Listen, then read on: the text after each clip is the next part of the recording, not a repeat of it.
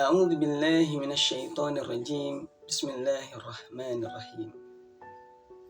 Para pendaki mencintai Gunung Merapi. Jauhilah dengki karena ia bagaikan api. Assalamualaikum warahmatullahi wabarakatuh. Alhamdulillah wassalatu wassalamu ala Rasulillah wa ala alihi wa mawalah, amma ba'du. Sahabat-sahabatku yang dirahmati Allah Subhanahu wa taala. Sebuah kalimat indah, sebuah ungkapan yang begitu luar biasa yang disampaikan oleh Rasulullah SAW yang diriwayatkan oleh Ibnu Mas'ud. Apakah itu? Rasulullah SAW bersabda, "Iyyakum wal hasad." Jauhkanlah diri kalian dari sifat hasad atau dengki. Fa innal hasada ya'kul hasanat. Karena sifat hasad atau dengki itu akan memakan kebaikan-kebaikan. Kama takulun nar al-hatub. Sebagaimana api memakan kayu bakar. Nah, teman-teman yang dirahmati Allah Subhanahu wa taala. Hadis ini pendek dan ringkas. Tapi ini isinya kandungan tentang kehidupan kita. Karena banyak di antara kita ketika melihat orang lain itu adanya kesenangan dan kesusahan. Ada sebuah bahasa sederhana dari Agim terkait dengan sifat dengki atau hasad. Kata beliau, sifat dengki ini adalah susah melihat orang lain senang dan senang melihat orang lain susah. Nah, apakah kita termasuk di dalamnya? Ada tetangga kita, mobilnya nambah, rumahnya semakin mewah. Apakah kita menjadi senang ataukah susah? Ini bisa menjadi tolak ukur. Apakah atau teman kerja kita, dia naik jabatannya menjadi lebih tinggi dibanding kita. Hati-hati kalau misalkan dalam hati kita merasa kok susah ya menerima dia menjadi lebih baik. Menerima orang lain menjadi lebih baik. Atau bahkan kita begitu senang ketika orang lain itu menjadi susah. Ini perlu dipertanyakan, teman-teman. Setiap kita punya penilaian masing-masing. Dan itu menjadi patokan. Apakah kita termasuk yang dia senang atau susah ketika melihat perubahan pada orang lain. Nah, teman-teman yang dirahmati Allah Subhanahu wa taala, sangat disayangkan kalau kita memiliki sifat dengki. Karena ini yang membuat setan itu dari surga diturun ke bumi. Penyakit pertama, kesalahan pertama yang dilakukan oleh setan adalah, dan bala tentaranya adalah sifat hasad ini. Ketika Nabi Allah Adam alaihissalam tinggal di surga, Allah memerintahkan malaikat jin untuk berlutut kepada Nabi Allah Adam, bersujud. Perintah dari Allah. Semuanya bersujud kecuali setan dan iblis laknatullah alaih. Setan atau iblis lah. Apa yang disampaikan oleh iblis atau setan ini? Ana khairun minhu. Begitu. Aku lebih baik daripadanya ya Allah. Khalaqtani min nar wa khalaqtahu min tin. Engkau menciptakan aku dari api dan engkau menciptakan ia dari tanah. Teman-teman, bayangin. Yang nyuruh sujud itu Allah yang nyiptain. Tapi dengan kecongkakannya, dengan ketakaburannya, ia ogah, enggak mau sujud. Apa selanjutnya? Dia tidak suka kalau Allah menetapkan Nabi Allah Adam ini berada di surga. Karena setelah kejadian itu, kata Allah, ya sudah, kamu tidak menuruti kemauanku, tidak menuruti perintahku, maka turunlah ke bumi, ke tempat yang hari ini kita tinggal. Dulu di surga, enak, semuanya ada. Apapun yang dimau, pasti langsung datang. Itu di surga. Tapi karena ketakaburan, maka ia diazab oleh Allah, diturunkan ke bumi, ke tempat yang hari ini kita tinggal. Dan ketika sudah itu, muncullah dia ingin bagaimana kebaikan atau anugerah yang Allah berikan kepada Nabiullah Adam itu diambil atau berpindah. Maka akhirnya ketika Allah memerintahkan, jangan kau dekati pohon ini, wahai Adam, yaitu buah khuldi, dan jangan memakannya. Itu larangan dari Allah kepada Nabiullah Adam.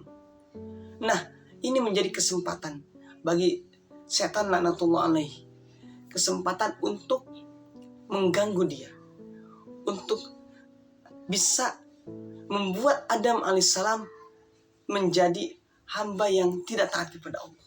Akhirnya ia membisik-bisiki, mengganggu Adam, menggoda Adam untuk apa? Untuk bisa mendekati yang tadi dilarang Allah. Tapi Adam kuat imannya. Ia mematuhi perintah Allah Azza wa Jalla. Dan ketika itu setan langsung berpaling kepada pasangannya, Siti Hawa. Yang karena Allah sangat tahu bahwa Adam ini gak bisa sendirian tinggalnya. Dia butuh fitrahnya ada pasangan. Makanya diciptakanlah Siti Hawa dari tulang rusuk Adam. Untuk menemani kalau lagi kesepian, bisa curhat, bisa saling berbagi, ngobrol tentang kehidupan. Dan itu juga yang hari ini harus menjadi pelajaran, bahwa gak mungkin seorang manusia itu tinggal menjadi biarawati. Gak mungkin. Dia hidup sendirian, gak nikah-nikah, gak mungkin. Karena fitrahnya harus menikah. Itu fitrahnya. Makanya dalam agama Islam menjadi sunnah diantaranya itu menikah. Karena itu fitrah manusia. Gak mungkin tidak seorang manusia hidup sendirian. Kalaupun misalkan ada para ulama yang gak nikah, itu lain cerita karena beliau mencintai ilmu. Para ulama ada yang karena saking cintanya dengan ilmu, beliau tidak menikah. Dan ini adalah sesuatu yang yang berbeda dengan yang lain. Tapi sejatinya fitrah manusia adalah menikah. Nah, teman-teman yang dirahmati Allah SWT, ketika sudah Adam tidak bisa diganggu, Hawa yang dibisiki, Hawa yang mengganggu, istilahnya kalau hari ini, ia yang meminta kepada suaminya. Dengan kemanjaannya, dengan gayanya, dengan caranya, hingga akhirnya Adam alaihissalam merasa iba, nggak enak untuk tidak memberikan permintaan Siti Hawa. Dan itulah yang menjadi asbab hingga akhirnya kita semua anak Adam dan keturunannya berada di bumi. Nabiullah Adam mendekati buah khuldi, kemudian memakannya, dan Allah akhirnya mengeluarkan Adam alaihissalam dan Siti Hawa ke dunia ini, sebagaimana juga Allah menurunkan setan laknatullah alaih ke dunia. Nah, teman-teman yang dirahmati Allah Subhanahu wa taala, kalau misalkan dulu Adam alaihissalam itu turun ke bumi karena ia berbuat salah, kembali kebalikannya. Hari ini kita berada di bumi adalah bagaimana supaya kita kembali kepada surga. Ceritanya pulang kampung. Benar, pulang kampung. Bukan bukan tempat biasa, karena kita bagian daripada keturunan Adam. Dan kebaikan-kebaikan yang ada di dunia ini adalah asal muasalnya di sana. Kedengkian dari iblis dan setan, sebagaimana kebaikan anugerah yang Allah berikan kepada Adam agar dia hilang, agar dia lenyap, agar dia tidak di surga selamanya. Intinya kalau tadi dengan bahasa simpelnya Agim, susah melihat orang lain senang dan senang melihat orang lain susah. Itu menjadi patokan dengki dan hasad itu. Nah, teman-teman yang dirahmati Allah Subhanahu wa taala, mudah-mudahan kita tidak termasuk yang demikian. Tidak termasuk yang senang ketika melihat sahabat kita susah, atau orang tua kita susah, atau tetangga kita susah. Kita senang.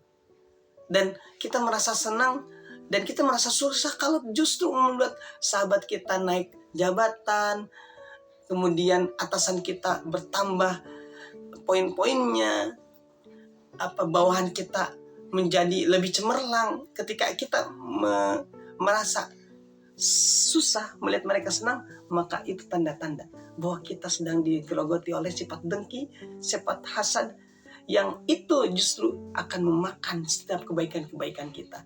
Kita sholatnya tiap hari, bangun jam 1, qiyamul lail, sholat subuh berjamaah, kemudian qobliyah subuh, lalu sholat duha, zuhur, tidak lepas sodakohnya, puasanya, itu akan lenyap, akan hilang ketika sifat hasad dan dengki itu ada. Ketika sifat itu bercokol dalam diri kita, maka kebaikan-kebaikan yang kita lakukan itu akan hilang, akan lenyap sebagaimana api membakar kayu bakar. Nah, teman-teman yang dirahmati Allah Subhanahu wa taala, kita berlindung kepada Allah Subhanahu wa taala agar kita tidak termasuk di dalamnya, dan Allah senantiasa membimbing, menuntun kita agar kita memiliki kemampuan, kekuatan untuk bisa melakukan kebaikan sekecil apapun dan tidak dengki dengan apa yang Allah berikan kepada orang lain. Tidak hasad terhadap apa yang Allah takdirkan buat orang lain. Justru harusnya kita semakin senang ketika orang lain senang, dan kita merasa susah ketika orang lain susah. Itu baru menjadi sesuatu yang Allah cintai.